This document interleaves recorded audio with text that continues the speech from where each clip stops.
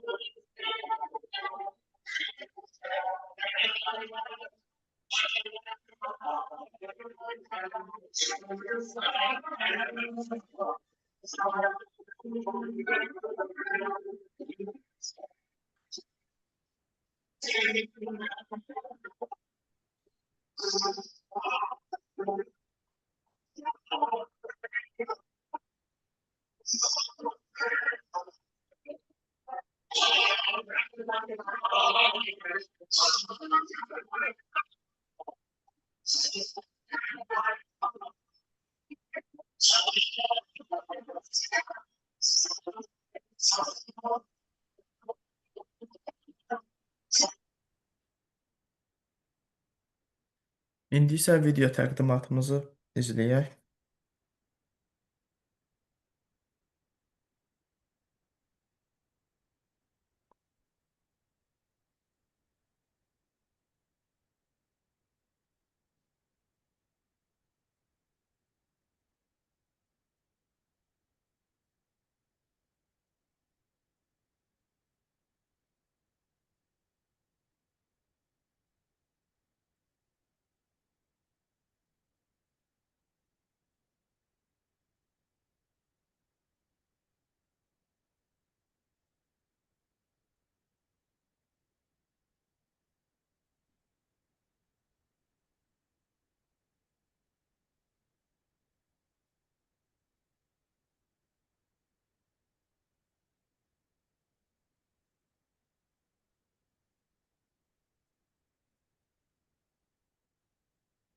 Ə, Yaranan texniki problemdən dolayı video təqdimatımızı izləyə bilməyəcəyik. Ayrıca qrupda göndəriləcək. Hər kəs izləyə bilər. Zoom üzərində texniki problem var.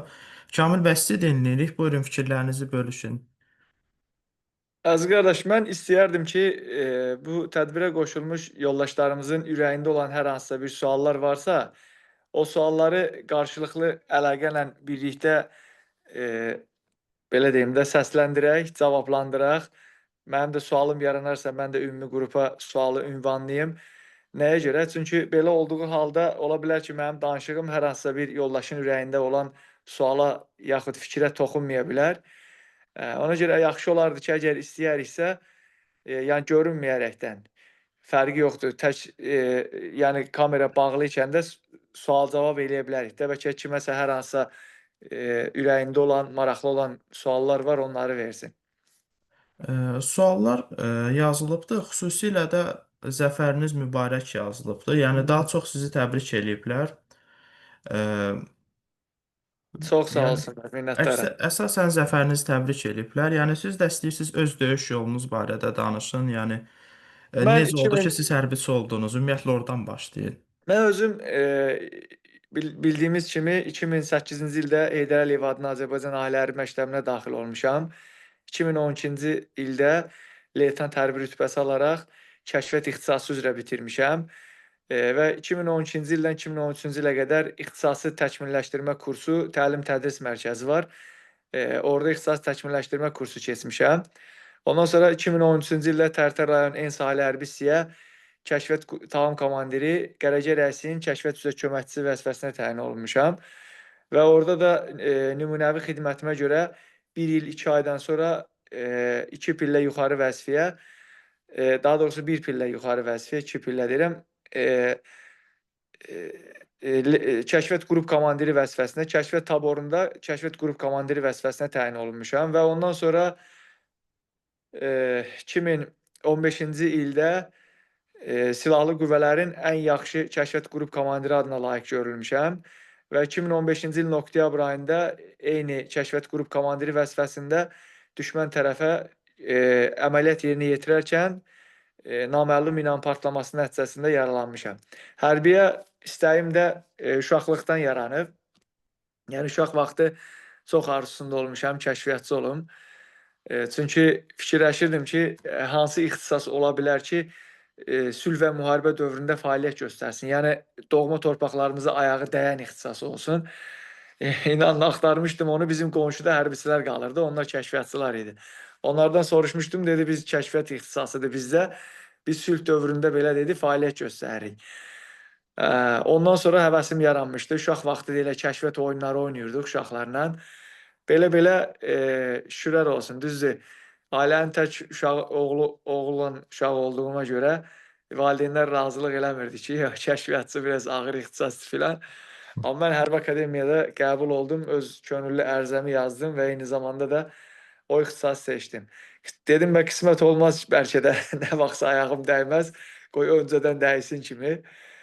Amma şükürlər olsun, həm sülh dövründə də ayağım dəymişdi. Sülhdən sonra da hal-hazırki vəziyyətdə də rahat şəkildə, düzdür, onda narahat şəkildə gedib gəlirdik, amma indi rahat şəkildə gedib gələ bilirik. Yəni deyirsiniz, belə deyək, uşaqlıqdan buna həvəs yarandı. Bəs Bəli. neçənci ildə siz belə deyək də döyüşdə yaralandınız, qazi oldunuz? 2015-ci ilin oktyabr ayında mən kəşfiyyat qrup komandiri vəzifəsində biz döyüş tapşırığı yerinə yetirirdik düşmən tərəfə. O əlaqə yolları var idi. O sabah təlimə gəlməli idilər. Onlar minalanmalı idi. O da yəni əməliyyatımız müəyyən səbəblərdən biraz yarımçıq qaldı. Amma Tapşırıq yerinə yetirildi amma, hə? Yox, tapşırıq belə deyim də, biraz təhlükəli ərazidən girirdik ki, daha rahat olsun deyə. Yəni o üzdən. Amma başqa əlaqələ başqa tapşırıqlarımız olmuşdu. Yəni şükür Allaha qaydasında uğurla nəticələnmişdi. Amma bu biraz ağır istiqamətdən girdiyimiz üçün biraz bu belə deyim də yarımçıq qalmışdı. Hə, aydın oldu. Sizdən sonra 2016-cı ildə bilirsiniz ki, 4 günlük Bəli, aprel müharibəsi bəli, oldu. bəli, bəli. O dönəmlər siz yəqin Türkiyədə müalicədə idiniz də, Bəli, yəni. mən həmin dönəmlər, bəli, aprel döyüşlərindən qabaq yaralandım və o dönəmlərdə hospitalda, müayinələrdə, müalicələrdə idim. Eee, amma İkinci Vətən müharibəsində arxa cəbhədə iştirak elədik. Əsgərlərin ruh yüksəkliyinin yüksəldilməsində, ondan sonra arxa cəbhədən gələn təminatın əsgərlərə çatdırılmasında, məktubların ötürülməsində filanda bu kimi şeylərdə az da olsa bir zəhmətimiz oldu. Əminəm ki, çox böyük zəhmətiniz olubdur. Yəni sizin fəaliyyətinizi mən əvvəldən izləyirəm. Yəni istər 2019-cu ilin parlament seçkiləri olsun, oradakı xüsusilə çıxışlarınız hər kəsin hələ də dilindədir. E, Ondan sonra isə bilirsiniz ki, lokal xarakterli antiterror əməliyyatından öncə də 44 günlük Səfər müharibəsinə yol başladı. O yolda Bəli. ki, ermənilərin yenə bizə qarşı torpaq iddiası, yenə hücumlarına qarşı biz əks hücum əməliyyatı başlatdırdıq Hı və -hı. siz o dövrdə də aktiv fəaliyyətdə olmusunuz, hansı ki bir çox qazilərə, hərbiçilərə dəstək olmusunuz, ruh yüksəkliyini təmin etmisiniz. Doğrudan da yəni 44 gündə xalqla hər kəs ümumiyyətlə bir idi. Yəni istər iqtidarı olsun, istər müxalifəti olsun, yəni bir maraq var idi, torpaqların işğaldan azad olunması. Yəni ümumiyyətlə belə deyək də 10 noyabrda bilirsiniz ki, 9-undan 10-na keçən gecə, yəni qəfildən e, müqavilə imzalandı. 3 rayonu 3 gün bir güllə atmadan ermənilər bizə təhvil verdi. Sonra sülh məramlarının gəlməsi. O dövrlərdə siz necə təsəvvür edirdiniz? Yəni düşünürdünüzmü ki, yəni 2023-cü ildə antiterror əməliyyatı olar, Xankəndi işğaldan azad olar? Bu barədə nə fikirləşirdiniz? Açığı biraz bu sülh məramlar məsələsində demək olar hər kəs məyus olmuşdu. Amma bir o qədər də nətər deyim, içimizdə bir rahatlıq var idi ki, bura qədər gəlmişiksə bundan sonranı da həll edərik deyə. Amma ümumi olaraq sülh məramlarının Qarabağa yerləşməsi biraz açığı müəyyən məqamlarda narahatçılıq yaradırdı. İstər xalqımızda, istər millətimizdə. Amma hər bir şeyin zamanı var da. İndi biz bəzən öz şəxsi düşüncələrimizə görə bilməyərəkdən çox qərarlar veririk, çox şeylər danışırıq. Amma gedişat onu göstərir ki, müəyyən mövzularda yanırıq. Ona görə heç vaxt heç bir mövzuda tələsməmək lazımdır. Çünki baxın, 30 ildən sonra torpaqlarımız qayıtdısa, yəni belə deyim də, sülh məramının orada 1 il, 2 il, 3 il, 5 il qalmağı bizdə heç bir narahatçılıq yaratmamalı idi. Yəni biz amma bəzən tələskənlik eləyirik, şəxsi düşüncələrə görə qərarlar veririk, müəyyən məqamları bilməyərəkdən. Amma təbii ki, dövlətin bildiyi bir şeylər var. O da sonda öz nəticəsini verir. Bəli, həqiqətən də yəni cənab prezident də xüsusi vurğulayıb ki, nəyi necə etmək lazımdır, mən yaxşı bilirəm. Yəni həqiqətən də o dönəmlərə baxsaq, yəni bir yuxu kimi gəlirdi da, yəni antiterror əməliyyatı başlayıb lokal xarakterli və heç 24 saat çəkmədən biz düşməni təslim elədik də, yəni çox belə deyək də, bir gündən də az müddətdə düşmənin belini sındırdıq. Ermənilər bilirsiniz ki, deyirdi biz Yevlağa qədər gələcəyik və əslində gəldilər Yevlağa qədər, amma necə gəldilər özünüz də gördünüz. Maşın belində. Bəli, maşın belində gəldilər. Bakıda biz çay içəcəyik deyirdilər. Yəni həqiqətən də dedikləri oldu. Yəni Bakıda çay dəslər, amma təcridxanada içdilər. Yəni bu da bir başqa bir tarixi qələbədir. İndi isə bilirsiniz ki, Zəngəzur dəhlizi açılır. Artıq rəsmi olaraq Azərbaycan öz ərazi bütövlüyünü bərpa eləyibdir. Amma İndən beləki dönəmə baxsaq, yəni artıq diplomatiya danışır. Çünki biz cəbhədə qalib gəldik, amma ondan da vacib olan masada qalib gəlmək idi ki, bunu da ölkə başçısı apardığı siyasətlə göstərə bildi. Siz necə düşünürsünüz? İndən belə ermənilərlə bir sülh şəraitində yaşaya bilərikmi? Ümumiyyətlə ermənilərlə sülhü necə təsəvvür edirsiniz? Hansı ki onlara görə siz qazi olmusunuz və əlil olmusunuz belə deyək.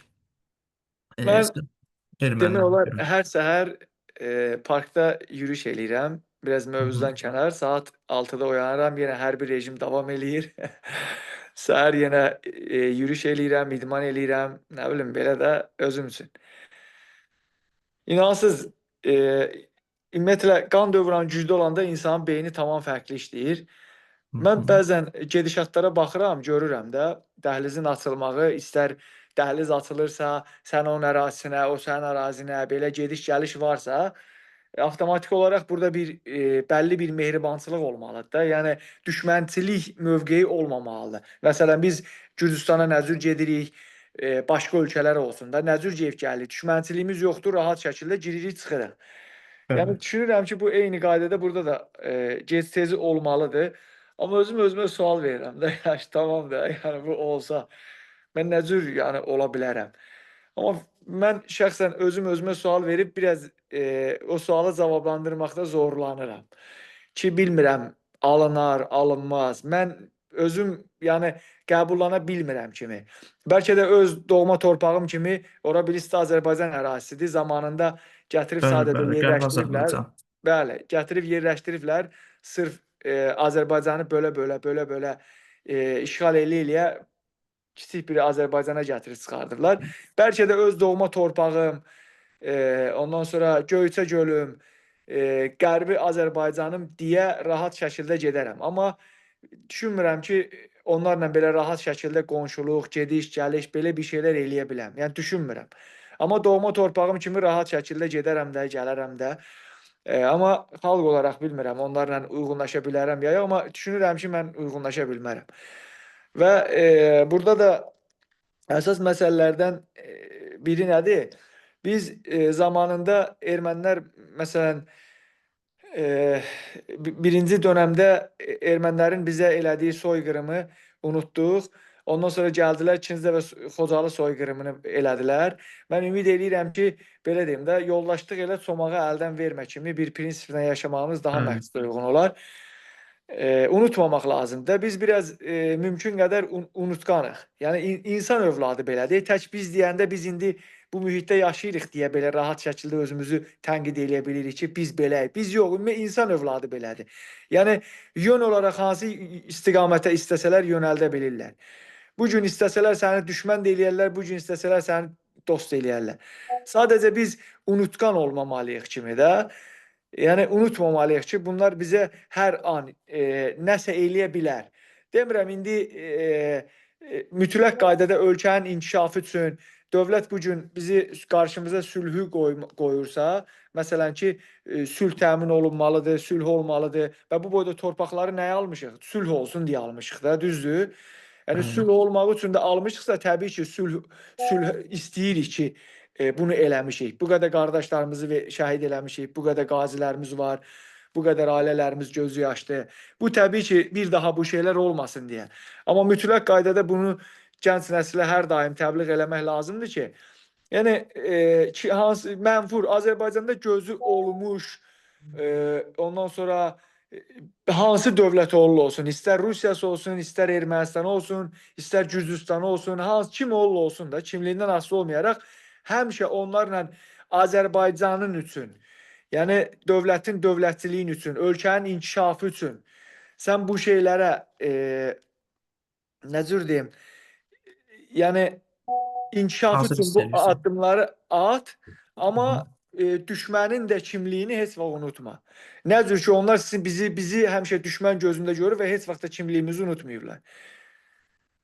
Bəli, həqiqətən də onlar bizi həmişə düşmən gözündə görüblər. İstər SSRİ dönəmi olsun, hansı ki eləməz SSRİ-də ermənilərə nə qədər bizim torpaq verildi, Dağlıq Qarabağın muxtariyyət statusu aldı. Yəni bir şey ki, mən özüm də Qərbi Azərbaycanlıyam, onu da qeyd edim. Bizim ərazini 1948-ci ildə Qazaxa tabe idik, verdilər ermənilərə. Bəli. Yəni ümumiyyətlə Qazax qəzasını parçaladılar ortadan, verdilər Ermənistana yarısını. Yəni Qazi baxmayaraq qardaşım, ki, mən bəli. İstanbul keçən və dövlət başçımız bir çıxış eləyəndə bilmirəm fikir verdiniz ya yox. Dedi ki, e, Rusiya Osmanlı dönəmində erməniləri köçürtdü Qarabağa. Mən bunu Türk Osmanlı tarixi kitabında oxumuşam.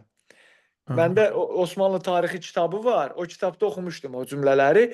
Deməli Rusiya İstanbulu ələ keçirmək üçün, yəni belə deyək də Osmanlıyı dağıdıb Türkiyəni ələ keçirmək üçün və dialoqa gedir. Kimlərlə mən orada dialoqa keçib onların vasitəsilə ölkədə təxribat yarada bilərəm, nə bilim, onları ələ ala bilərəm. Təbii ki, belə bir halda da kimə əl almaq olar? Erməniləri. Erməniləri ələ alırlar. Bundan da Osmanlı dövlətinin rəhbərliyi təbii ki, indi kəşfiyyat orqanları işləyir. Məlumat əldə edəndən sonra erməniləri başlayır sürgün eləməyə. Birini Diyarbəkir bölgəsinə, nə bilim bu Trabzon filan, o tərəf bu tərəflərə başlayır parçalamağa erməniləri. Parçalayandan sonra ruslar da artıq bunu görür bu vəziyyəti ki, artıq belə deyək də niyyətləri aşkar olunub və onları toparlayır, təzədən köçürdü Dağlıq Qarabağa. Onları da müəyyən ad altında, ha, yəni sırf orada işğal eləyim deyə yox. Köçürdür ora ki, siz burada qalın və Azərbaycan da bunlara bir bölgə kimi bir yer versin. Bunlar burada yaşasın, nə bilim, belə deyək də yersiz, yersiz bir millətdir. O küçədə qalıb, belə loru dildə desək. bəli, bəli. Ondan sonra onları oraya köçürdəndən sonra zamanla da başlayırlar ideoloji olaraq onlara yeritməyə ki, və deməzsizmi sizdə dövlətiniz olmalıdır, sizin ölkəniz olmalıdır, siz nə bilim buna layiqsiniz, o, bu filan, bəhmən, elə də gətirib çıxardırlar Qarabağ müharibəsini. Təbii ki, bunun hamısının arxasında Rus qüvvəsi dururdu. İndi düzdür, Osmanlıya heç nə eləyə bilməzlər indi koskocaman bir şeyə. Nə Bəli. dünya belə Səlcuqludan bu yana götürsək bir 1000 ilə yaxın hökmranlıq eləmiş bir imperiya idi. Amma bizə rahat şəkildə təsir eləyə bildilər də, belə deyim. Bilirsiniz, dönəmin şərtləri də, yəni baxsaq görərdik ki, artıq Osmanlı da əvvəlki gücündə deyildi. Bizdə Eynən, də xanlıqlar dönəmi idi. Ruslar da yəni müsəlman dünyasının arasında bir qılınc kimi, bir həmişə, qanqren həmişə, kimi erməniləri yerləşdirmişdi və həmişə. bunun da biz bəlasını hələ də çəkirik. Yəni ümumiyyətlə yaxın tarixə də baxsaq görərik ki, istər lap hətta 1905-6-cı il, yəni erməni-müsəlman davası o dönəmlər deyirlər. Məsələn, mənim babamın atası o dönəmlərin canlı şahidi kimi danışırdı ki, yəni Sovet hökuməti gəldi, vsyo biz sülh içində yaşamalıyıq və sair və ilaxır. Hmm. Amma 60-cı illərdən də başlayaraq, yəni ermənilər çox çalışırdılar ki, yəni Qarabağı öz tərkiblərinə qatsınlar. Yəni nə qədər təxribat törədirdilər, avtobus yandırırdılar, meşələri yandırırdılar. Yəni ümumiyyətlə bu KGB-nin hətta SSRİ dağılana yaxın da, yəni Qarbaçovun dönəmində artıq SSRİ dağılanda da Sumqayıt Aha. hadisələri olmuşdu. Yəni məqsədli şəkildə təsəvvür eləyin, ermənilərə birdən-birə bizimkilər deyir ölüm. Yəni niyə elə deyir və onun hamısını KGB eləmişdi. Çünki millətlər arasında dava olmalıdır. Ermənilər də canla başla buna getdilər. Yəni ürəklərindən idi. Neçə vaxt hazırlaşırdılar. Hı Və -hı. çox təəssüf ki, o dönəmlərdə bilirsiniz ki, 90-cı illərdə Azərbaycan indiki gücündə deyildi, indiki iqtidarı yox idi. Ümumiyyətlə siyasi birlik heç yox idi. Çünki hakimiyyət uğrunda dava və sair və ilaxır daxili çəkişmələr, milli etnik qrupların ayrılması və sair və ilaxır bunlar hamısı böyük bir bəlalara gətirdi. Və nə yaxşı ki, məhz deyirəm, sizin kimi igid övladlar, oğul və qızlarımız oldu ki, vuruşdular və düşməni biz belə deyək, məhv elədik. Yəni mən əminəm ki, Abi, Azərbaycan nə qədər güclü olsa da bunlara nail ola bilməzdi. deməli, bilirsiniz, bax bu qalibiyyət biz bu gün 44 gün deyə vurğulayırıq. Amma əslində bu 30 ilin yəni zəhmətidir. Bu 44 Təbii. gündə əldə olunmuyor. 44 gündə heç bir ordu da yetişə bilməz. 44 gündə heç bir qarşılıqlı əlaqə də ola bilməz. 44 gündə heç bir güc də ola bilməz. Bu 30 ilin nəticəsi, gücü idi. Bax, deməli, biz belə deyək də 30 ilə yaxındır ki, torpaqlarımızı itirmişdik. Amma sizcə bu məğlubiyyətlə barışdıq və Xeyr. 1918-ci ildə müstəqillik əldə elədik. Amma Bəli. bir neçə il sonra müstəqilliyimizi əlimizdən aldılar. Bəli, heç 2 Yəni il çəkmədi. hə, yəni bir il neçə ay, indi olsun da mən bir neçə il deyirəm ki, belə deyim də çox Hə, xırdancılığa getməyək deyə. Müstəqilliyimizi əlimizdən aldılar. Sizcə xalq o müstəqilliyin itirilməsindən barışdımı? Yox. xeyr. Təbii ki, Azərbaycan xalqı hər daim abi Bəli. üzr Bəli, istəyirəm. səssiz gəlir. Hə, zəng gəldi. Hə, Deməli, Azərbaycan xalqı təbii ki, o müstəqilliyin itirilməsindən, daha doğrusu əlimizdən alınmasından barışmadı və hər daim o prinsiplə yaşadı. Və sonra ikinci dəfə müstəqillik əldə olundu və həmin dönəmdən də ordu quruculuğu və bax xalqın iradəsi müstəqillik aldılar deyə müstəqillik alandan sonra təbii ki, müstəqil olmayan bir dövlət pərakəndə belə deyək də heç bir şey əldə eləyə bilmir. Müstəqil olandan sonra, azad demokratik olandan sonra başladı ordu quruculuğu, hərbi akademiyaların yaranması, nə bilim bu ordunun daha təkmilləşməsi, formalaşır, xüsusiyyətlər filanlar. Yəni belə artıq bu proseslər başladı. Və bu bizim hərbi akademiyada oxuyanda müəllimlərimiz, podpolkovniklər hamısı da müharibə görmüş adamlar idi. Birinin inansız başın yarısı yox idi. Birinin güllə buradan girib buradan çıxmışdı. Birinin ayağı belə pis gündə idi. Yəni hamısı da bildiyin yəni adamlar zədəli idi. Onlar bizə danışırdı. Biz də hərbi akademiyada oxuyanda dövlət formamızı verirdi, yatmağımızı, yeməyimizi, müəllim sinifə gəlir, stotaq, hər şeydə yəni. Təsəvvür bəli. elə deyir ki, biz hərbi xidmətdə hərəmiz bir forma geyinirdik. Oxumağa siniflərimiz deyir belə döydü. Biz daşın üstündə oturub. Biz də o şeyi görməyən adam, məsələn belə deyim də indi bədəni zədə almayan adam, bədəni zədə alanın nə çəkdiyini bilə bilməz. Sadəcə dua Təbii ki. eləyə bilər, şey eləyə bilər. İndi biz də onların dönəmini yaşamamışıq deyə müəllim deyəndə bizə qəribə gəlir ki, nətər yəni bu sinif ola bu niyə orada oxuyur? Amma bizə çatmır ki, bu sinifi yoxdur da bu adamların. Bu adamlar bir dənə daşın üstünə qoyub, üstünə də bir belə deyim də bir daşdan kəsəkdən nə ilənsə bağlayırdılar ki, girib orada heç olmasa dərs oxusunlar, üşüməsinlər də bu səhralıqda. Yəni o adamların əziyyətlərini, zəhmətlərini baxanda inanırsınız ki, mən onunla sonra bizə deyirdi və biz belə həmişə də utanırdılar. Bax, indi sözü nəyə gətirdim? Bu yaxınlarda bir Nərimanovda bir kişi yaxınlaşdı, məni qucaqladı, yaşlı kişi idi. Dedi, biz eləyə bilməyəcəyimizi siz elədiniz, mən deyir, həmişə utanıram filan, belə danışdı. Dedim, nədən danışdınız siz, nə elədiyirsiniz belə? Deyir ki, biz 92-ci ildə saxlaya bilmədik, nə filan eləyə bilmədik. Dedim, siz 92-ci ildə saxlayırsınız.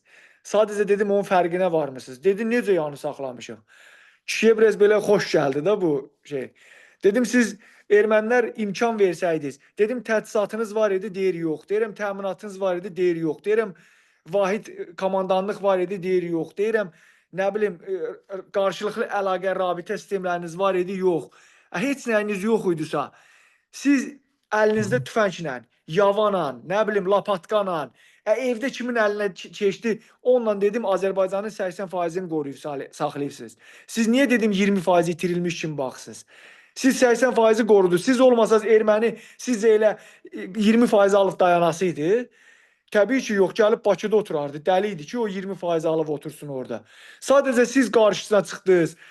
Nə bilim, vurdunuz, dağıtdınız, nə müqavimət göstərdiniz, tanklarını ələ keçirdiniz, mühasirəyə saldınız. Da min cür əlinizdən gələn hər şey elədiniz, 80%-i qorudunuz, saxladınız da. Niyə çoxluğu danışmırsınız ki, 20% sizin iradənizdən kənar olur da, neyniyək ki indi onu? Amma dedim, bu o demək, bax siz dedim o dönəm onu eləməsəydiniz, bu gün biz də yox idik, Azərbaycan yox idi ümumiyyətlə. Amma siz onu elədiniz, çox sağ olun, dedim, minnətdaram sizə. Bu gün bizim də borcumuz yetişmək idi, formalaşmaq idi, yetişdirmək idi, həvəsdə qalmaq idi, nə bilim, gənc nəsli həvəsə gətirmək idi və o torpaqlar azad eləmək idi, onu da elədik. Burada yəni böyük bir şey yoxdur ki. Siz dedim nəyə görə? Ona görə mən bunu demək istəyirəm ki, hər daim özümüzdən böyük o 92-ci ildə olanların belə bu gün zəhməti var idi. Və o Təbii orada ki. olan müəllimlər o döyüşü görüb bu gün gəlib bizə o taktika dərsini keçməsəydi, biz zabitlər nətər yetişə bilərdik? Mən bax bilmirəm çox danışdım ya nətər oldu Yo, yo, sizə buyurun, söz. buyurun. Baxın, var praktiki, var nəzəri. Nəzərini nə qədər oxuysan oxu, praktiki sən onu görməsən o say belə deyim də oturmur. Mümkün deyil, Onu bəli. döyüş görmüş müəllimlər bizə praktikanı o qədər gözəl izah eləyirdilər ki, inanırsan biz onu yaşayırdıq. Bax indi bu gün o müəllimlərin 92-ci ildə döyüşmüş əmlərin, dayıların, bu dəqiqə Azərbaycan xalqının get 10 qapıdan birini döy, ya qohumu, yəni nəsildə deyək də, iki nəsildən birində 100% ya şəhidi var, ya qazisi var. Bəli. Azərbaycanın ümumisindən deyirəm ha. Gedin iki nəsildən birinin ya qazisi var, ya şəhidi var. Söhbət indi bu gündən getmir, bu gün də daxil. Bundan qabaq da eyni qaydada. Bəli, həqiqətən də elədir. Yəni ümumiyyətlə bu münaqişədə mən əminəm ki, yəni elə bir adam yoxdur ki, ermənidən zərər görməsin, yəni düşməndən zərər görməsin. Məsələn, Qərbi Azərbaycanlılar öz ata-baba yurdundan oldular, Qarabağlılar öz torpaqlarından oldular. Yəni yenə düzdür, Qarabağdakı soydaşlarımız öz ata-baba yurduna azad şəkildə qayıda bilirlər, amma hələ ki biz qayıda bilmirik. Bir şey də qeyd edeyim ki, o dönəmlər heç tüfəng də yox idi. Yəni Sovet dönəmi idi, 89-90-cı illərdə Qarabağda camaatdan tüfəngdir, ov tüfəngini yığırdılar, bıçaq, çəngəl, hətta itib bütün alətləri almışdılar. Yəni belə bir vəziyyətdə həqiqətən də qorumaq böyük bir şücaət tələb edirdi və fikir versəniz, tarixə baxsanız 90-cı ilin biz sonlarına yaxın, yəni ətraf Aran Qarabağ itirdik. Yəni onda vəziyyət elə idi ki, artıq Rusiyanın da təzyiqi var idi. Rusların nə qədər ordusu döyüşübdü. Rusların agenturası, 366-cı şəbəkəsi var idi. abi nə qədər deyəndə elə döyüşən onlar idi. Bəli, Nə həqiqətən erməni, onlar nə orada döyüşürdü. sadəcə bilsən ordunun içinə də bir 500-300 erməni qatmışdılar ki, güya öləndə bir sənət kimi də bir erməni sənəti də olsun ki, sən demə ermənilər döyüşürmüş. Bu hamısı onun planı idi də. Yəni dövlət başçımız elə keçən dəfə vurğuladı. Hamısı onların planı idi. Amma bu gün əlastları olsa var ha, imkan verməzdi ki, biz orada yenə rahat yaşayaq.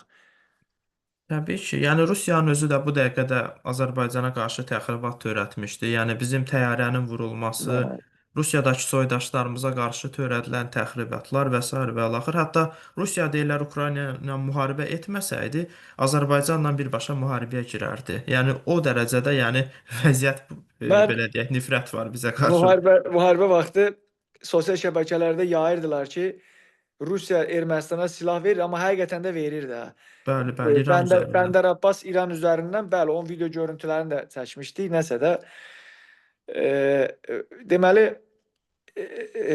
şeydə nəsə, dedilər, sosial şəbəkələrdə tez-tez yayırdılar ki, qardaş, Rusiya Ermənistana silah göndərir, bunun axırı nə olacaq filan, bəhmən. Mən də həmin dönəmdə bir də ironiyalı çıxış göndərmişdim. Dedim ki, eşitdim Rusiya Ermənistana silah verir. Dedim Ermənistana deyin, belə Rusiya deyin ki, Ermənistana silah yox, onu atmağa kişi versin. İndi O çox indi düz vurğulamışsınız, bəli. indi bu gün Rusiya olmur, kim olsun abi. Gələcəkləri varsa görəcəkləri də var. Yəni hal-hazırda bizim belə deyək də dünyanın ən güclü güc sahiblərindən ikisi olan Pakistanla Türkiyə hal-hazırda Azərbaycanın ən böyük dəstəkçilərindəndir. Ona görə o türklər demiş, şu anki dönemdə heç bir kimsədən qorxumuz yox. Həqiqətən də elədir. Pakistanın bizə təyyarə yardımı, hətta nüvə qalxanını belə bizə təklif edir. Yəni Rusiya bizə nüvə atsa, deyir cavabını görəcək. O dərəcədə Hocam yəni nüvə atmaq, bizim nüvə atandı, indi atsın Ukraynaya görə yata bilirmi? təbii ki, ata Nüvə bilməz. atmaq o qədər asan şey deyil. O deyir, o bayaq dedim, gələcəyin varsa görəcəyin də var. Sənin də atacağın varsa atılacağın da Görəcəm. var. Təbii ki, doğrudan da elədir. Yəni Türkiyə qardaş Türkiyənin də dəstəyi danılmazdı həqiqətən də. Yəni Azərbaycanlı zabit heyətin bildiyim qədərilə çoxusu Türkiyədə təhsil alıb. NATO standartlarından Azərbaycan ordusu tanışdır. Həmçinin Rusiya ordu standartlarını bildiyi üçün ümumiyyətlə 44 günlük Səfər müharibəsində ən müasir Hə, döyüş texnikası ilk dəfə Azərbaycan tətbiq eləmişdi. İstər pilotsuz uçuş aparatları olsun, istər yeni nəsil texnikalar, bunlar hamısı onu göstərdi ki, yəni Azərbaycan demək olar yaxın şərqdə bir lider dövlətdir. Yəni müqayisə edirlər ki, postsovet məkanında ən güclü 3 dövlət hansılardır? Yəni Azərbaycan hətta Belarusiyadan da güclü göstərilir o siyahıda. Yəni hı. Orta Asiya ölkələri baxmayaraq ki, əraziləri böyükdür, amma onların məsələn Azərbaycan kimi nə döyüş gücü var, nə də ki təcrübəsi var. Çünki heç Təcrübəsi, bir bəli. müharibə aparmayıblar bizim kimi, yəni və Düzdür. Azərbaycan da kifayət qədər çox şəhid veribdi. Düzdür, pilotsuz uçuş aparatları olmasa onun bəlkə də 10 qatı qədər ola bilərdi. Çünki düşmən 30 il əziyyət çəkib. Yəqin ki, o Hanya xəttindən də məlumatım var. O xətti Bilirəm, biz müharibə belə sülh və müharibə dövründə dediyim kimi də kəşfiyyat səsim gəlir abi. bəli, bəli. Hə. Kəşfiyyatçılar sülh və müharibə dövründə fəaliyyət göstərir də. Biz Ohanyan xəttinin dərsini keçirdik. Onda heç Azərbaycan xalqının Ohaniya xəttindən xəbəri yox idi. Hətta biz Yəni bir dəfə indi o dönəmlər keçir ki, e, deməli bircə dəqiqə qoy bir dənə ona baxım abi, bircə saniyə. bəli bax. Bircə dəqiqə.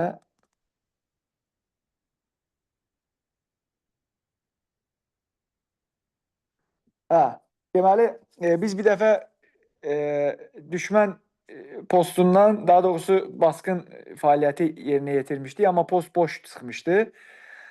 Sadəcə gündüzlər gəlib sən demə müşahidə aparıb, axşamlar oranı boş qoymuşlar da. Hı -hı. Və onların postlarından postun sxemini götürmüşdük. Və korpus komandiri onu bizdə yalan olmasın bir aya yaxın təlimini keçdik. İdarə olunan minalar, nə bilim nələr, nələr. Hələ onların Ohaniyan xəttindən də başqa daha belə postlarının müdafiə sxemləri də dəhşət idi. Ona çox qorxaq idi, yəni özlərini çox qoruyurdular. Amma yenə də girirdik də hərdən. O zamanlar Azərbaycanın hərbi qərargah rəisi Nəcməddin Sadıqov idi. Bilirsiniz ki, bu müharibə başlayanda onu yəni həbs olundu, yaxud hara yoxa çıxdı, hələ də biz bilmirik. Yəni o təklif edirdi ki, Azərbaycan ordusu Ağdam üzərindən daxil olsun, amma Ağdam üzərində ermənilərin çox güclü Füzuli, istehkamları var idi. Füzuli, Füzuli. Hə, Mən oradaydım və hə, Füzulidən, Füzulidə. bəli, bəli. Özü oradaydı, mən o ərazidəydim. Özü də oradaydı. Və ən çox şəhidimizi də elə orada vermişdik. Ondan sonra istiqamət dəyişdilər. Elə Füzuli bir ay müharibə getdi də, təkcə Bəli. Füzuli uğrunda. Siz indi onu belə eşitmişdiniz, amma biz orada görürdük də. Ən çox şəhidimiz, yaralımız orada oldu yəni.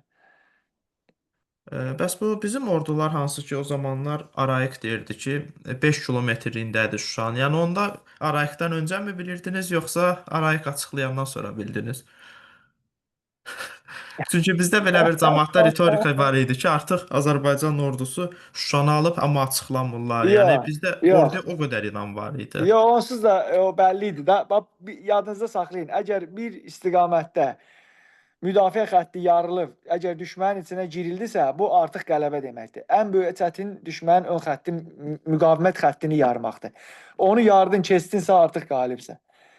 Və o da bəlli idi ki, o 5 kilometrliyində deyəndə təbii ki, o belə deyim də Şuşadan biraz aşağılarda Azərbaycan ordusunun o ala-ala gəldiyi yerlər elə 5 kilometr yaxınlığındaydı.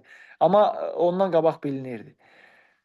Yəni Hadrut alınanda artıq bəlli idi ki, Bəli. yaxınlaşmışıq. Plus Bəli, Qırmızı Dadaşaltı Bazarda, kəndinin. bəli, Qırmızı Bazar deyilən yer var orada. Orada artıq bizim bölmələr yerləşəndə belə deyim də xəbər var idi. Amma onlar heç bilmirdilər. Hə, yəni həqiqətən də çox belə gözəl döyüşlər keçdi və mənəm Şuşanın ümumiyyətlə alınması bir başqa bir ssenari idi. Yəni çünki Şuşa mən dəfələrlə olmuşam Şuşa şəhərində. Yəni mən deyərdim bir neçə elə bil Ağ Superavalı qədər, bir 5-6 elə bil Ağ Superavalı qədər qalxırsan ki, ora çıxasan. Yəni oranı 100 nəfərlik məncə əsgərlə də biz oranı saxlaya bilərdik o dönəmlər. Yəni oranın Abi, itirilməsi. bizə Hərbi Akademiyada dərs keçəndə Şuşa o vaxt Azərbaycanın bir manqası saxlayıb Şuşanı və sonda belə deyim də təslim olub məcburiyyətdən, çünki aylarla mühasirədə qalmışdı. Deməli bizə onu dərslikdə keçmişdilər. Rus generalı o belə deyək də yazıları yazdırmışdımı deyim, yazmışdımı deyim. İndi Hı çoxdandır hı. yadımdan çıxır, deyir. Biz Şuşanı deyir mühasirəyə alıb Şuşanı almaq istəyirdik. Şuşa bizə deyir, günlərlə deyir bizlə atışdılar. Axır deyir Şuşanı alanda mən elə başa düşdüm ki, orada bir taboru məhv eləmişik. Gəldik ki, sən demə orada bir manqaymış. Qaçıb oradan atırmışlar, qaçıb buradan atırmışlar. Sanki orada bir ordu var imiş deyə. Yəni həqiqətən Ha. Azərbaycan bir manqası bir tabor deməkdir. Yəni bildiyim qədərilə, yəni həm Birinci Qarabağ müharibəsi, həmçinin İkinci Qarabağ müharibəsində döyüşən dostlarınız indi də çoxdur ətrafınızda. Onlardan hansı sizi məsəl üçün daha çox təəccübləndirib, hansının qəhrəmanlığı sizə görə əsl qəhrəmanlıqdır? Bu haqqda nə deyə bilərsiniz? Abi ümumiyyətlə orada xidmət mən ömür boyu seçməmişəm. Niyə? Çünki inciməsinlər. Nəyə görə? Baxın, ümumiyyətlə məsləhət də görürəm ki, hamı da bu cür yanaşsın. Bax, biri misal üçün də kimsə danışanda mən o qardaşlara deyirəm, elə deməyin. Biri misal üçün də bir də görsən var axı insanlarda ki, biri digərindən özünü üstün görür. Ay mən qabaqda olanda sən hardaydın? Qardaş, sən qabaqda olanda mən padvalda yemək bişirirdim sənə. Hə, pislik eləyirdim, yaxud mənimki sayılmır. Və sən yaxşı qabaqda olanda sənə arxadan təminat gəlməməli idi. Sən misal üçün qabaqda olanda mən arxada əsgəri sarıyırdım, ha, başqa. Yəni insanlar bir-birini küçümsəməməlidir. Döyüşdə bax, döyüş müharibə zonası, döyüş bölgəsi bir binanın daşları kimidir. Hamısı bir-birinə bağlıdır. Onun biri çıxarsa avtomatik uçar. Yaxşı, belə Ha, deyək, domino hə, effekti kimi. bəli, hərbi maşın yaralıları daşıyır. Onun şoferi əlinə silah almayıb deyə o döyüşdə iştirak eləmiş sayılmır. Yaxud sən ondan üstün oğlansan kimi qələmə verilməlidir. Qardaş, sənin seçdiyin ixtisas, məsəl üçün deyirəm, kəşfiyyat qrupudur. Sən ön xəttdə düşmən içində olmalısan. Qardaş, mənim də seçdiyim belə deyək də, sanitar Hə, sürücüyəm. bəli, Mən indi axı bu ştatda olmalıdır ki, nazirlik bunu təyin eləyib. Və bəli, döyüşdə bəli. mənim nə qədər qardaşlarım olub ki, onları döyüş meydanından götürüb qospitala sağ-salamat çatdırıb bu gün onlar şəhid yox, qazidirlər. Bu Təbii, gün yəni hər kəsin zəhməti var da döyüşdə. ay qurban olum. Sən qabaqda aşsız olanda sənin yeməyin gəlməsəydi, gücsüz insan döyüşə bilərmi? Xeyr. Mümkün də deyil. Sənin yeməyini düşüb bombanın, nə bilim, topun, artilleriyanın, qırıcının altında sənə kartof soyub yemək bişirən əsgəri sən küçümsəyə bilərsənmi onun döyüş şəraitini? Təbii ki, yox. Heç bir sənin qospitalında heç döyüşə qatılmayıb, ön xəttdən də nə bilim bir 20-30 kilometr, 100 kilometr arxada nə bilim Bərdəyin içində ya Yevlağın içində, Gəncənin içində sənin əsgərlərinə yardım göstərən Azərbaycan həkimlərini küçümsəyə bilərsənmi? Təbii ki, yox. Yəni Bax, həqiqətən də bax, onları bax ona danılmaz görə sayılır. mənim üçün hər bir döyüşə qatqısı olan hər bir azərbaycanlı mənim üçün qəhrəmandır. Onların elədiyi bütün sücaətdə qəhrəmanlıqdır. Sadəcə qismət olub biri qabaqda gedib, misal üçün bayrağımızı sancıb, biri də arxadan indi belə deyək də Müdafiə Nazirliyinin döyüş əməliyyat planı var. Döyüş əməliyyat planına görə birinci qabaqda getməlidir Kamil.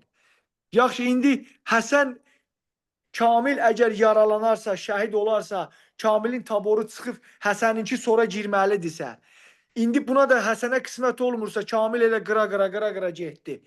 Həsənə qismət olmursa, bu deməkdirmi ki, Həsənki sayılmır? Mümkündür Xeyr. yaxı. Bax, mən yaxşı oradan nəticə göstərməyib çıxsaydım, yaxud itki verib çıxsaydım, Həsən təkrar girəcəkdi də bura. Ona görə, gözəl qardaşım, mən ömür boyu bu qəhrəmanlıqları heç birini küçümsəmirəm, nə də kiminsə böyütmürəm. Bəli, təbii ki, irəlidə gedənlərin zəhməti belə deyək də biraz artıqdır arxada olanlardan. Amma bunları yenə deyirəm, mən arxada olanda, sən arxadaydın, mən qabaqda olanda filan bu söz deyil. Mən nə bilim Xankəndiyə birinci girəndə sən nə bilim filan yerdəydin. E, Bu yəni yenə deyirəm, bu əsgərlər arasında danışılacaq, ümumiyyətlə vətəndaşlar arasında danışılacaq sözdür. Biz 92-ci ildən qazilik, şəhidlik və e, o ildən atəşkəs dövründən deyək də indi. Ta ki müharibə 2020 indi aprel qısa müddətdə oldu. Ən çox olan deyək ki, İkinci Vətən müharibəsi. Bu dövrə qədər o sülh və müharibə sülh dövrü idi da, düzdürmü? Nə qədər şəhid qazimiz olmuşdu. Tanıyırdınız Fərid Əhmədov. Xeyr. Ay sağ ol. Fərid Əhmədov bizdə kəşfiyyat bölük komandiri idi. Tərtərdən düşmən tərəfə keçid eləyəndə şəhid olmuşdu. Eyni Bəli. zamanda da nə qədər bizim şəhidimiz, qazimiz olmuşdu. Nə qədər ha, həmin dönəmlərdə. İndi o deməkdir ki, onda sən ikinci Vətən müharibəsi görmürsən deyə, misal üçün, ay Fərid Əhmədov, sən sahilmisən? Elə şey ola bilərmi gözəl qardaşım?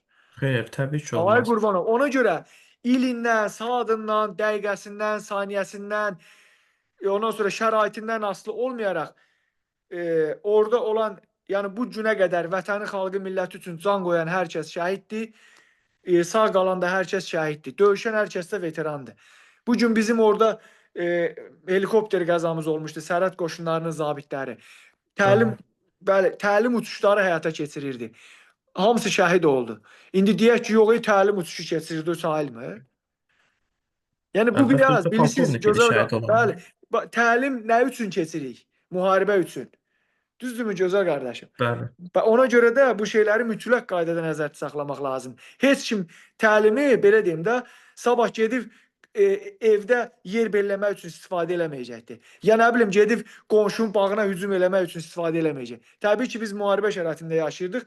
Düşmənə zərbə endirmək üçün təlimlər keçirik də. Orada olan mənim nə qədər zabit yoldaşım var idi. Təlim vaxtı top artillerist idi. Top ortasından keçmişdi. İndi yazığın yarıdan belə işləmir. İndi deyək ki, o təlim vaxtı bizim şəhid olan baş leytenantımız var idi. İndi biz deyək ki, onlar sayılmır. Yəni düzgün bir Əlbəttə yox. şeydir. Ona görə nə üçün bu insanlar, yenə deyirəm, gələcəkdə torpaqlarımızı işğaldan azad eləmək üçün bunlar çalışırdılar da. Ona görə mən Təbii. heç vaxt çalışıram ki, bu şeylərə fərq qoymayım. Bax təsəvvür elə 2-3 gün bundan qabaq bir tədbirdə idim. Şəhid anası nə desə yaxşı. Belə 92-ci ildə şəhid olmuş Mehman idi, səhv eləmirəmsə adı. Nəvəsinin başına yazmışdı belə şeydə papaq kimi düzəltmişdilər. Üstünə şəkliniz adı vurub altda yazmışdılar. Böyürdən idi deyə tam oxuyam, amma təxmin elədim ki, Mehman idi. İtkin düşüb bu günə qədər tapılmır. Bax, əziz qardaşım, indi o fikrim yayındı, nəyəsə gətirirdim sözü. Hə, şəhid ailəsi ilə görüşdü Hə, şəhid, 92. aha, bax indi şəhid ailəsi bilirsiniz nə deyir? Deyir ki, mən deyir bəzən deyir üzülürəm, deyir ki, çünki bəzən deyir şəhidləri ilinə görə fərq qoyurlar. Mən də açığı indi orada dedilər ki, mən istəyirəm unudulmasınlar filanlar. Mən də xalqımın adından, yəni onlara güvəndiyim üçün rahat şəkildə mikrofonu götürdüm. Dedim, əziz anam, 30 ildir bu xalq torpaqlarını unutmadısa, dedim onu bizə qaytaran oğullar da ömür boyu unuda bilməz. Bəli, Yəni həqiqətən də onu da bax, bilmək. bəli, unuda bilməz. Ona görə gözəl qardaşım, amma fərq qoyanda o adamlar onu hiss eləyir. Mən bu gün deyə bilmərəm ki, 44 gündə olan şəhid 92-ci ildə olan şəhiddən üstündür kimi. Ya mən bunu yad eləməliyəm, onu unutmalıyam. Mən özüm üçün deyirəm. Mənim üçün bir anlayış var, şəhid, bir anlayış var, qazi. Bu mənim üçün maraqlı deyil. İndi oldu, dünən oldu, 5 ay bundan qabaq oldu, 10 il bundan qabaq oldu. Mənim üçün bir dənə ad var, şəhid, bir ad var, qazi. Bu momentdə mənə bir maraqlı sual vermək istəyərdim. Deyirlər məsələn, vətənpərvərliyi, yəni belə deyək də, su varılması üçün, yəni on ağacın kökünü, şəhid qanı lazımdır. Yəni igidlərimiz bizim döyüşməsəydi, Aha. şəhidimiz gəlməsəydi, vətənpərvərlik də olmazdı. Bu doğrudanmı belədir? Necə sualı işləmədim. Deyirəm, yəni məsələn biz məsələn necə ki vuruşduq, yəni Aha. şəhid gəldi. Şəhidlərimiz olmasaydı, əsgərlərimizin nəşi belə deyək, bayraq üzərində gəlməsəydi, o bayrağın, o vətənin qiyməti bilinárdımı? Dəyəri olardı bu gözümüzdə məsələn. Yəni Abi, deyirlər, vətənin bəli. hər zaman dəyəri var. Bax, ümumiyyətlə düşüncəli insan üçün e, hökməndə belə deyim də nə cür izah eləyim ki, düşüncəli insan üçün o söz bilmirəm də uyğunmudur? Yaxşı, indi mən belə deyim də bundan sonra indi 20 il tutaq ki, 40 il, 50 il, 100 il şəhid verməyərəkdən yaşayacağam da, düzdürmü? Hı Sülh -hı. oldu, hər şey qurtardı. Nə bilim indi proseslər, maraqlar, heç bir şey toqquşmadı. İndən belə 100 il davam elədi. İndi bundan sonra şəhid yoxdursa mən o deməkdir ki, vətəni sevmirəm. Ya vətənpərvərlik hissim öldü deməkdir. Ümumiyyətlə mən bir tədbirdə iştirak eləyəndə orada vurğulamışdım. Deyirdim ki, vətənpərvər olmaq bir tək hərbi forma geyinib cəbhədə dayanmaq deyil. Dedim, hər bir Bəli. insanın e, vətəninə, xalqına, millətinə şərəflə xidmət eləməyi o insanın vətənpərvərliyidir. Yəni həqiqətən də bu mən indi bundan sonra müharibə qurtardı. Şəhid xəbəri eşidilmirsə bu o deməkdir ki, vətən ya unuduldu, vətən yaddan çıxdı. Yox, təbii ki, bu biraz yanlış düşüncə də deyərdim. Də mən yəni özüm Aha. olaraq qəbul eləmirəm. Hə, yəni aktiv döyüş iştirakçısı olaraq hətta deyərdim qəbul eləmirsən. Yəni doğrudan da məsələn e, xarici ölkələrə baxırıq. Məsələn, o əhali arasında sorğu keçirlər. Azərbaycan ilk onluqdadır ki, yəni əhalisinin 90%-dən yuxarı, hətta 100%-ə yaxın hissəsi deyir, mən öz torpağım uğrunda döyüşərəm, şəhid olaram. Daha çox o müsəlman ölkələrində, türk dünyasında Bəli, bu bəli. aktiv keçirilir. Məsələn, Rusiyada əhalinin çox böyük hissəsi müharibədən qaçdılar. Sərhədlərdə nə vəziyyət var idi? Qorxaq kimi qaçırdılar, öz vətənlərini dar gündə qoydular. Düzdür, deyək ki, dövlətin sənin yanlış siyasət aparır, amma sən öz torpağı necə qoyub gedə bilərsən başlı başına? Amma bizdə Abi, belə hal oldu mu? Xeyr.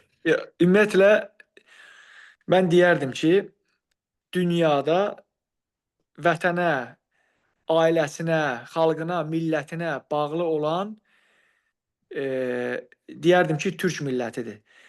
Onlar vətən anlayışı bizdə fərqli formalaşıb. Biz bax niyə bax, ana vətən bizim üçün ana nə qədər dəyərlidirsə, vətən də o qədər dəyərlidir. Amma dünyanın heç bir yerində ikinci bu kəlmə yoxdur.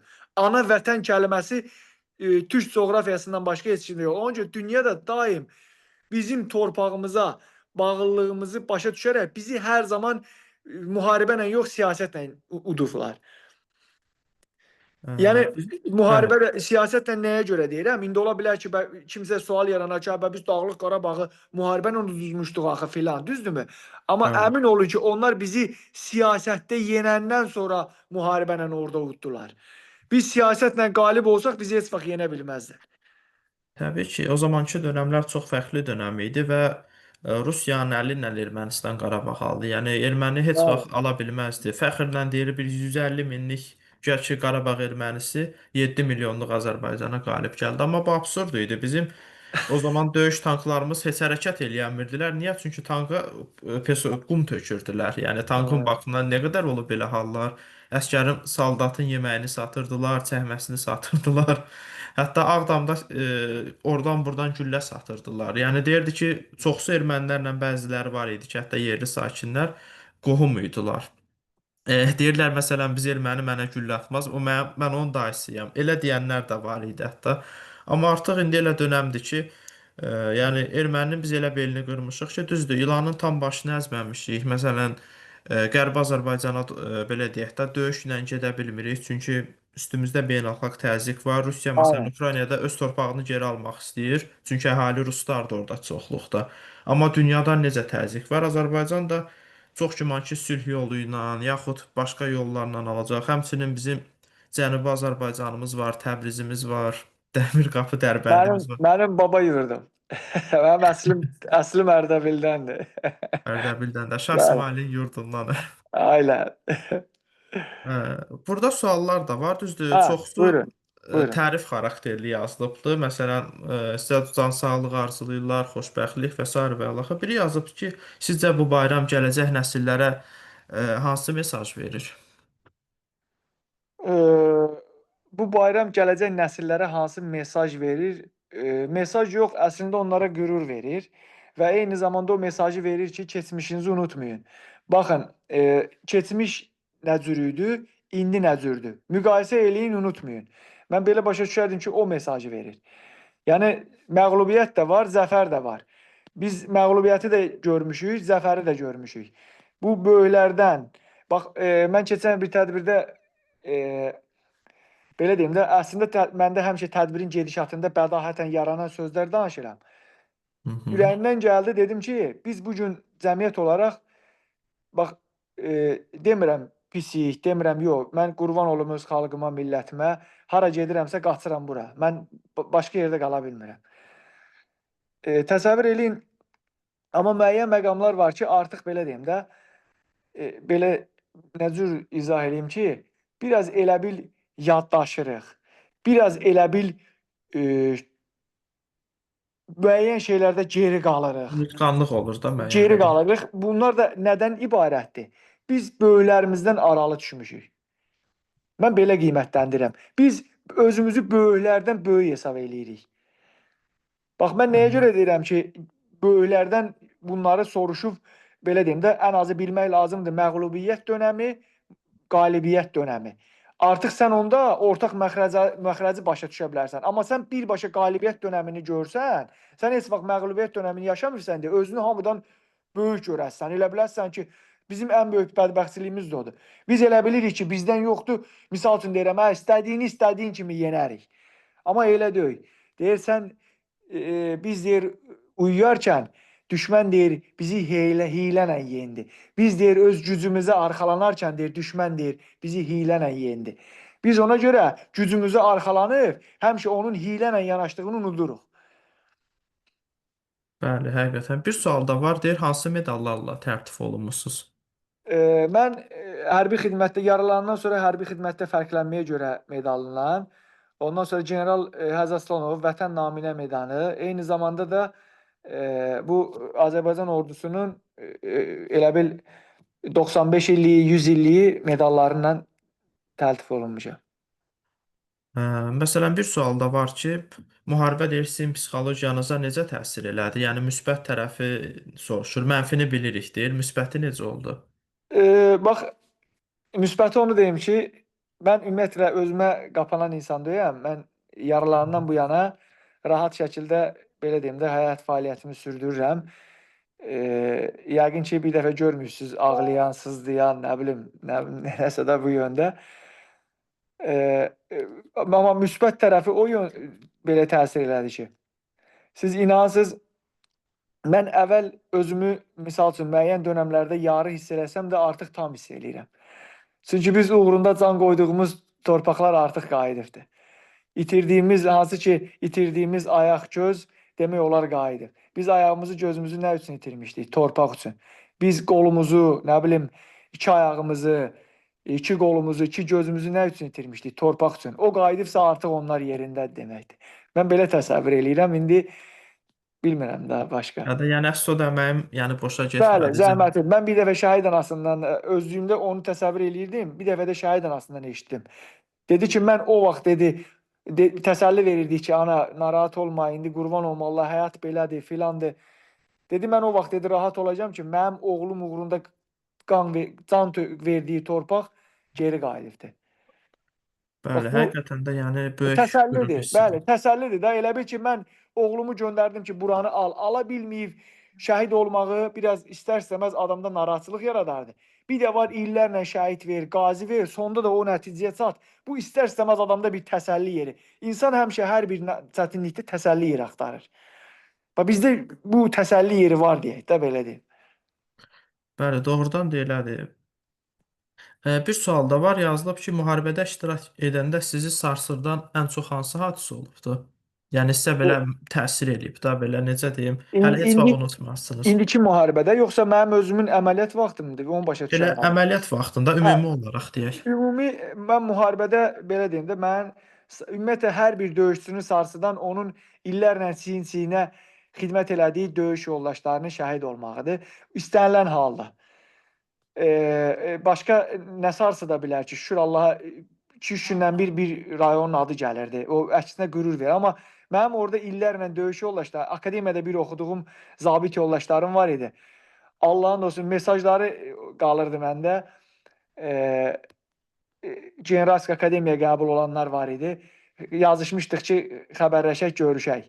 Vaxt təyin eləmişdik, amma müharibə başladı, getdilər və eşitdik ki, şəhid oldu. Bu adamı sarsıdan bu xatirələrdir. Hansı ki, sonra akademiyada onunla nə günlərimiz var idi. Yemək yeyirdik, bir sinifdə. Mən eyni rayondan bir sinifdə, yəni eyni tağımda oxuduğum zabit yoldaşım var idi. Aprel döyüşlərində şəhid olmuşdu. İnanc onun xatirə, onunla yaşadığım xatirələr gözümün qabağına gəlir. Deyə dediyimiz, güldüyümüz, zarafatlarımız, nə bilim də dəhşət də yəni. Bu şeylər sadəcə bizi üzə bilər, amma bizi üzən başqa orada heç bir şey yox idi. Hə, yəni həm üzücü xəbərlər, həm də xoş xəbərlər almısınız. Məsələn, o zamanlar deyirdilər ki, 90-cı illərdə döyüşən igidlərin çoxusu şəhid oldu. Ondan sonra gələn yeni nəsil, hansılar ki, bizim nəsil, sizin nəslə aid eləyirlər. Yəni onlar döyüşməzlər, onlarda vətənpərvərlik, ruh yüksəkliyi olmayacaq və sair və ilaxır, amma tam əksi ilə qarşılaşdılar. Yəni döyüşənlərimiz də kifayət qədər çox oldu. Təkcə bir günə az qala bir 100 minə yaxın adam hərbi komissarlıqda müraciət edərlər ki, biz döyüşmək istəyirik. Hətta xatırlasanız yay ayında olmuşdu. Kütləvi şəkildə xalq Polad Həşimovun ölümündən sonra meydanlara axışdılar ki, biz döyüşəcəyik, Qarabağ, Qarabağ. Və nəhayət bunu da gördük. Üstəlik hətta futbolda da biz bunun uğurunu görürük. Mənim Bizim bəli. yaralanandan sonra hərbi xidmətdə fərqlənməyə görə medalımı onda polkovnik Polad Həşimov vermişdi. Polkovnik Polad Həşimov indi general oldu. Bizim korpusun qərəcə rəisi idi. Və Bəli. mən onunla bir həmişə onu bir əmim kimi çox istəyirdim. Yəni o qədər doğma idi ki, yəni o adamın çiynindəki rütbə bizdən ötürü ikinci dərəcəli idi. O bizim üçün o qədər doğma idi yəni. Yəni deməzdin ki, onun çiynində rütbə var, özünü elə aparırdı adam. Sonra yaralanandan sonra mən ehtiyatda olanda artıq sonra vermişdilər Şəmkir korpusuna qərəcə rəisi və axırıncı dəfə də Qazaxda görüşdük. Qazaxda görüşəndən sonra nömrəsini verdi. Dedi düzdür, telefonu mən onsuz da deyir, demək olar telefonu işlətmirəm kimi. Günün müəyyən saatlarında ola bilər ki, açsam evlə danışam filan belə. Yəni telefonuma zəng eləyərsən, ondan sonra zəng çatmaz, yaxud da çatsa da belə cavab vermələmsə, bil ki, yəni mən telefondan deyir kənar adamam. Ondan sonra dedim, amma hər briqadaya gələndə özüm sənə zəng elətdirəcəm. Bir dəfə görüşdük orada tədbirdə. Təsəvvür elə briqadanın həyətində tədbirdir. Hı Gördüm hı. komandirin otağından kimsə məni çağırır. Musavi, mən də baxdım ki, hərbi hissə komandiridir, çünki tanıyıram onu. Belə uzaqdan baxıram, ay Allah, bu kimdir? Mən də çox araldayam da. Komandir səsi o səsdir. Abi mən də özü belə şey çağırır, bu komandirin otağından mən belə bilmirəm də yəni. Bir də komandir böyürdən çıxdı, dedi Musavi, Polad Həşimov burdadır. Polkovnik Həşimov. Polkovnik Həşimov burada. İndi abi bir ayaqla gedirəm abi, elə gedirəm. O qədər çox istəyirdim də o adamı, Allah halda olsun. Sonra inanırsam o tədbirə qatılmadım. Komandirlə otduq Polad Həşimovla. Komandir getdi tədbirə, ikimiz otduq. Nə qədər söhbət elədik. Aprel döyüşlərindən, onda döyüşdən çıxmışdı. Biraz müəyyən maraqlı olan məqamlar vardı, onları soruşdum. Yəni nə bilim, xatirələr. Doğrudan da bir başqa dönəm idi. İndi məsələn belə bir sual yaranır ki, gələcək nəsillərdə də yenə Kamil Müsavilər, Polad Həşimovlar çıxacaqmı? Yenə belə igid övladlarımız olacaqmı? Abi Olması üçün biz nəyə təşviq etməliyik? bu millətin mayasındadır. Kamildən də artıq oğlanlar çıxacaq. Polad Həşimova bəlkə çatanmazlar, amma Kamildən artıq oğlanlar çıxacaqdır. Deməli, belə deyim də, bunun üçün mütləq qaydada maarifləndirmək lazımdır gənc nəsli. Mən bu gün gənc nəslin hazırki vəziyyətdə yenə deyirəm, təbii ki, sözümü ümumi olaraq heç kimə şamil eləmirəm. Yəni ümumi şamil eləmirəm. Amma gördüklərimi deyirəm. Mən dediyim kimi də hər gün səhər Nərimanov parkında gəzirəm. Siz inansız, mən o parkda o qədər şey öyrəndim. O park mənə o qədər şey öyrətdi. Mən bu gün görürəm ki, yəni e, gənclik çox tənbəlləşib. Sanki həyatlarına biganələşib. İnsanlar arasında qarşılıqlı əlaqə itib. O qədər danışılacaq şeylər var. Bax bunun üçün mütləq qaydada maarifləndirmək lazım. Bax, uzağa getməyərək birini danışıram. Bir dəfə oturmuşam parkda, mən çay içirəm, yay vaxtıdır, çöldə həmişə gəzirəm, yürüyüş eləyəndən sonra otururam orada şeydə, nədir, restoranda çay içirəm. Nəsə, mən də sevirəm də kəşfiyyatçıların işi nədir? Müşahidə aparır, dinləyir, nə hətta danışırsa yenə də qulağı dinləyir, amma biləsiz. Deməli, baxıram, ailələr oturub, deyəndə analardır, bir də körpə övladları. Uşağını məcbur eləyir ki, biraz tez ye, biraz tez ye. Bu da mənim diqqətimi cəlb elədi ki, niyə? Niyə tez ye? Uşaq da, ey mama bir dayan da, ey mama bir dayan da, bax belə, belə, belə. Nəsə, uşaq bitər, tez yedirtdi. Gördüm, apardı uşağı parka. Hə, mən də keçdim stolun bu tərəfindən, indi parka baxıram. Baxıram ki, uşağı məcbur eləyir çöldə ki, başda TikToka video çəkək. Bax, inan, TikToka video çəkir. Uşaq gah belə durur. Nə bilim, gah ayağını qaldırır, belə durur. Gah nə bilim, saçını belə tutur. Qardaş, uşağın 7, 8, 6 yaşı var. Uşaq artıq indidən min cür pozalar verir. Bax, bu, gözəl qardaşım, bunu məcbur eləyən kimdir? Bunu eləyən kimdir? Valideyn. Uşağını indidən, vaxtından tez böyüməyə vadar eləyən kimdir? Uşağın bir uşaq dönəmi var. Deyir, o vaxtından tez açmış çiçək tez solar. Ona görə, gözəl qardaşım, vaxtından tez uşağı böyütmək olmaz. Uşaq uşaqlığını yaşamalıdır. Biz kim eləyirik? Özümüz. Bax, valideynlər mütləq qaydada bu şeylərə. Zamanında uşağın TikTokdan da başı çıxacaq. Demirəm onu inteqrasiya, indi cəmiyyət onsuz da sosial inteqrasiya dövrü keçir. Demirəm bu sosialdan ayrı. Yox. Demirəm amma uşağı məcbur eləməyin ki, özündən yaşsa artıq hərəkətlər eləsin. Bax, bu yaxınlarda fikir vermişdiniz ya yox. O sosial şəbəkələrdə yayılmışdı. Balaca qızlar oğlan kimi oynayırdı, yeyin. Hamı altda nələr Hə, yazmış. bəli. Bilmirəm, baxdınız ya yox. Da Baxmışam, ağzına baxmışam. gələni yazmışdılar. Qardaş, əslində düz yazırlar. Axı sənin qız uşağı elə ola bilməz. Artıq yerlər dəyişir. Oğlanlar girib evə çölə çıxarda bilmirlər, qızlar da çıxır küçüyə çəri sala bilmirlər. Bunu da eləyən kimdir? Valideyn. Körpə uşaq axı nə bilir ki, o TikTok nədir? O TikTokda nə cür eləməlidir?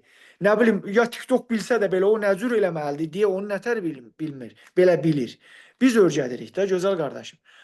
Bax, bunun Bəli, üçün ciddi şəkildə cəmiyyətdə maarifləndirmə aparmaq lazımdır. Hər kəs elə bil, düşüb bir axara və Allaha and olsun zaman gələcək deyirəm, hamı hər şeyə görə peşman olacaq. Deyir, bax, orta məktəb, indi mən belə deyək də, biraz gənc nəsil nümayəndələriyik desək, biz hamımız, amma daha böyüklərin o bizə dərs dediyi dönəmlərdən hazırki, belə deyək də, nə bilim, 2005-ci il, 2002-ci il adi bir dərs keçəndə cəngəllikdə yaşayan bir adamın şəklini görürdük də, bədənini yarpaqla örtmüşdü, nə bilim, neynəmişdi, hamımız başlayırdıq ona gülməyə. Düzdürmü? Buna bax, paltarı yoxdur, buna bax, açıqdır, lağa qoyurduq. Bu gün indi açıq saçıqlar onlardan betər olur. Amma biz bunları lağa qoymuruq. Biz bunu normal hal kimi qəbul eləyib, bunların da axarına düşürük. Bax, adi bir, məni ümumiyyətlə, çox şeylər var. Mən demirəm, səhər-səhər gəzəndə o şeylər gəldikcə qeyd eləyirəm telefona. Bax, deməli, bu gün cəmiyyət ümumiyyətlə dəyər vermə qabiliyyətini də itiribdir. Kimə dəyər verməlidir, onu bacarmır. Mən nümunə olaraq, misal olaraq. Ki, bir dəfə parkda gəzirəm, dediyim kimi də o park bizə çox şey öyrədib. Birdən keçəndə gördüm, mənə qabamdan bir oğlan keçdi, mən də onu tanıdım. Baxdım ki, TikTokda o qız paltarı geyinir, başına şal, arvad paltarı geyinir, özünü oynadır, nə eləyir. Nəsə də mən bunu belə də heç böhründən keçdim, getdim. Özləri mənə salam verərəm, verməz də belə deyim də, yəni ikinci dərəcə. İndi sözü ona gətirmirəm. Gördüm ki, sağda oturan uşaqlar başladı belə, bax, o oğlan, odur da, o TikTokdakı zat belə danışır, belə həyəcanla, belə çox belə, sanki böyük bir adam görüblər kimi. Nəsə, bir kuruk vurdum, qayıtdım gələndə, dedim, qaqa, oğlan kim idi dedim, mənə də maraqlı gəldi, dedim, siz nə qəşəng təqdim elədiniz bir-birinizə. Kim idi dedim o oğlan. O TikTokdakı da deyir, o paltarza geyinmir belə. Dedim, TikTokdakı oğlan olanda belə həyəcanlanmaq olar ki, onu görəndə. Uşaq idilər. Həm olardı, həm bəlkə də 12-13 yaşları. İndi uşaq da Bunlara pis deyil. nümunə olur da 15, yəni. bəli. Söz nəyə gətirirəm? Dedim ki, bə niyə həyəcanlanırsınız ki, onu görəndə? Deyir, nə mi adam deyir, biz tanınan adam görəndə. Dedim, bax siz tanınan adam görəndə heç vaxt bu cür reaksiya verməyin. Sizin üçün can qoyan insana bu cür reaksiya verin. Vətən, xalq, millət qarşısında xidməti olan insanlara bu cür reaksiya verin. Sizə dərs Bəli, deyən müəllimlər üçün bu cür reaksiya verin. Təlim, tərbiyəsi yerində olan, əxlaq təbliğ edən insanlar üçün bu reaksiyanı verin. Yoxsa bütün günü özünü açıb, üzr istəyirəm hamıdan, ortaya qoyub o 1000 cür oyun çıxardana sən niyə bu cür reaksiya? Qaçıb niyə şəkil çəkdirməsin? Kim daxil sən onun ötürü şəkil çəkdirməsin? bəli. Bax, ona görə Bədbəxtçilik gözəl qardaşım, bu şeyləri təbliğ eləmək lazımdır. Bax, inanın deyirəm, bəzən indi hamımızın qabağımıza çıxır.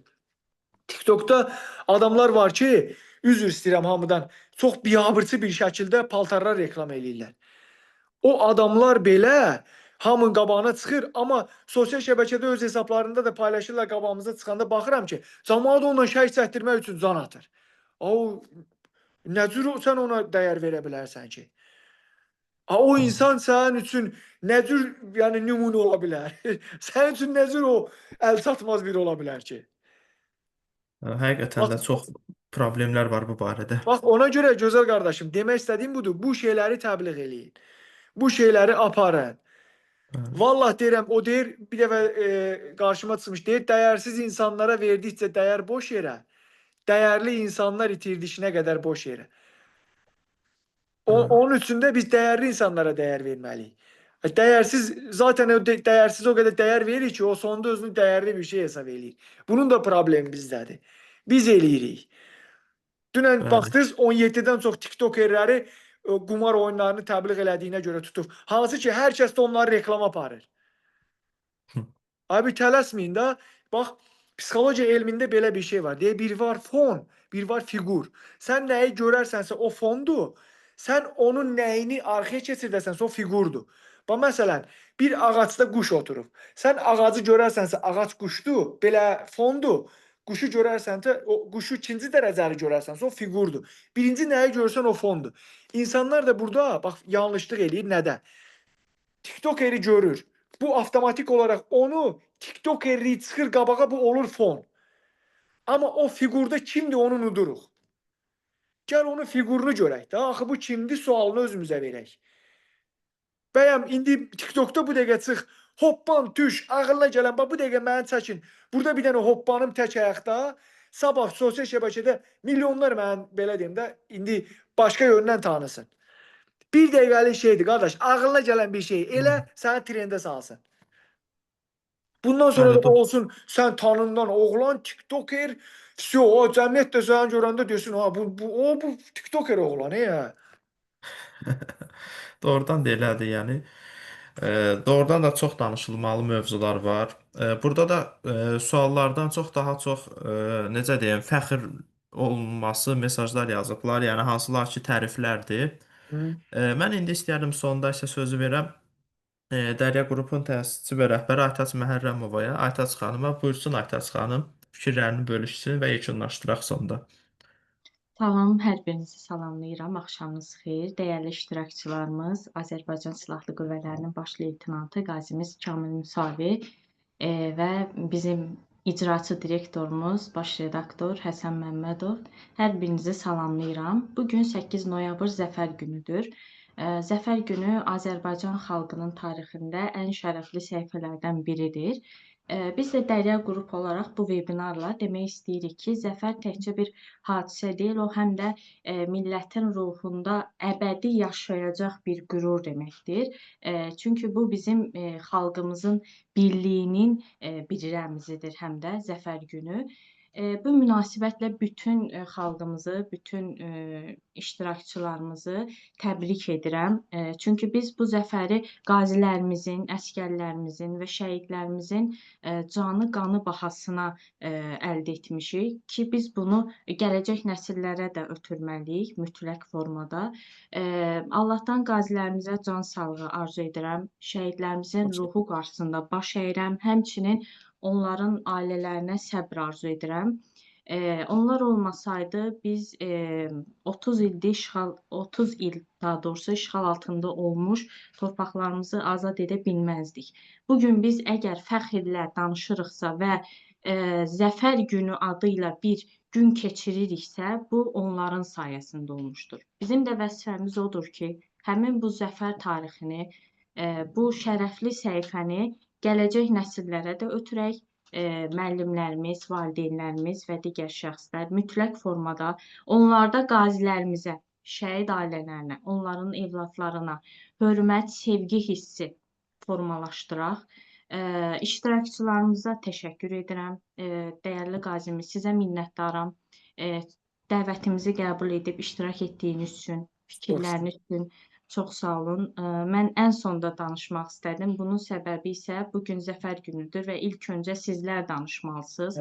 Orada yaşadıqlarınızı bizə, gələcək nəsillərə ötürməlisiniz. Biz də sizlər sayəsində bu webinarı təlimi təşkil edirik ki, insanlar dinləsinlər, bir daha təkrarən qulaq assınlar. Minnətdaram sizə, çox sağ olun. Var olun. Şad oldum. Dəyərli vaxtınızı da ayırıb bizi dinlədiyiniz üçün hər birinizə təşəkkür edirəm. Allah var eləsin. İnşallah daha böyük zalda, Bəli, bəli. daha böyük görüş İnşallah keçirdərik. sizi dəvət eləyəcək mütləq. Böyük bir İnşallah. tədbirimiz olacaq 16 noyabrda. İnşallah dəvət gələrsiniz. İnşallah, inşallah. Çox sağ olun, minnətdaram sizə. Oldu, sağ olun. Hər birinizə təşəkkür edirik. Sağ olun. Bize Sağ olun. anlatıyor. Çok sağ olun, var Çok olun. sağ olun, var olun. Şeylerin Bayramınız bir kıymetini daha de. mübarek olsun. Bərək Sağ olsun. olun. Mesela Çok onlara sağ olun. cevabı vermek Çok sağ istedim. olun, görüşler olsun. Üzümlerle Var tamam olun. mı? Senin Allah razı olsun. arkanda Teşekkür senin ederim. Sizi kim? Zaferiniz mübarek. Çok sağ olun, çok sağ olun. Sağ olun, sağ olun. Sağ Minnətdarıq olun, ki, siz bizə vaxt minnətdarıq ayırdınız. sizə. Çox sağ olun. Hoşdur, çok sağ olun. Var Sağ olun. olun. Sağ var olun, olun, var sağ olun. olun. Allah Sağ razı olun. olsun. Ne yaxşı Sağ ki, olun. sikim oğullar var. Bəli, bəli, bəli. Anaların qarşısında baş əyirik ki, o cür oğullar böyüdüblər bizlərə. Biz Bəli. qürur duyuruq onlarla. Allah köməyiniz olsun. Minnətdaram sizə. Sağ olun, var olun, Sağ sağ olun. olun. Çok Çok sağ sağ olun. Sağ olun. Oldu, sağ olun.